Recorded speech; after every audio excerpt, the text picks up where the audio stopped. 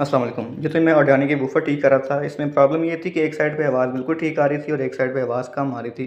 तो इसमें मैंने स्पीकर को चेक किया, स्पीकर भी बिल्कुल ठीक था।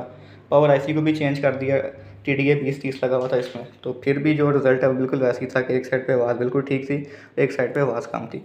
तो इसका फ़ॉल्ट काफ़ी छोटा-सा था कि जो स्पीकर को तार जा रही थी, वो यहाँ पे प्लस और माइनस दोनों आपस में शॉर्ट हो गई थी, जिसकी वजह से आवाज़ जो है वो कम आ रही थी।